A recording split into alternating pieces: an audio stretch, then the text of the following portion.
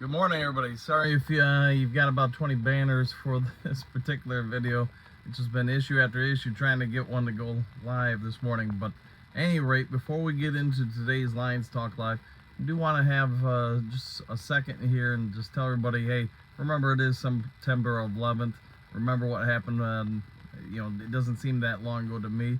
Just take a moment of pause and pay respects to all those who perished, and obviously the September 11th attacks long ago. All right, now let's get on to some football. I just want to say this. If you were like me and you had an opportunity to listen or watch the games yesterday, a lot of people are going to want to jump on the Bears and say they're terrible. Same with the Vikings. The Packers, hey, Jordan Love's no good, whatever it is. But, as somebody who's coached for a billion years, here's what I'm going to say. I'm not going to say a team's good or bad until I've seen them go from week 1 to week 2, maybe even week 3. A lot of teams, especially when they're breaking in new components, take a little while to adjust, take a little while for kinks to be worked out. So don't overlook any of these teams just yet. That's just my opinion. That's the coach in me or whatever you want to say.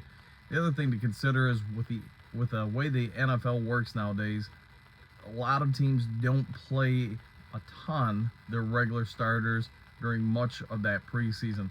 So really, week 1 of the NFL season has become, in some ways, the preseason. If you watch the Kansas City live broadcast or listen to Lions Talk Live last year even, I'm not a huge fan of it, especially if you're a team that believes they're going to be contenders like our Lions. I think you're taking away needful reps early in the season, especially game 1 or 2. You're taking away opportunities for that team to really secure a win. If Lions would have lost against Kansas City, I would have been the first one on the bandwagon that if we would have got, the offense, the defense, some cohesion, even if it's just a drive or two each of the preseason games, you'd probably be doing a lot better. But let's talk about the rest of the NFC North, because that is the purpose of this video. Watching Kirk Cousins, watching the Vikings. Let's start there. They don't look great. Their defense does look better than perhaps they did a year ago, but I think this team's in real trouble. Now, like I said, let's wait and see how they do week 2. But I'm going to say this, the Minnesota Vikings are they have a real chance here to be the total opposite of what they were a year ago. Does that mean 4 wins, 5 wins, 6 wins? I think it's a real possibility that they can, revert that far. Moving on to Chicago. Chicago spent a lot of money on linebackers. I love linebackers, but if they're the primary source of your defense, the primary people you're going to rely upon to create pressure and help make plays, I think in today's NFL, again, you're in a real world of hurt. Justin Fields, I think he would have really benefited greatly if that regime would have taken him and done with him what they'd done with Aaron Rodgers in Green Bay. If he would have been allowed to sit for 3 years and then develop into a starting quarterback, I think his career would be vastly different. It's still early. It's only year 3 for him. I get it's only 1 game. But watching what I could of that game, it just didn't seem like he had, evolved a whole lot versus a year ago. Excuse me. Being that is May, the kid's a threat, and that team can really, I think, look a whole lot better come week 2 or 3.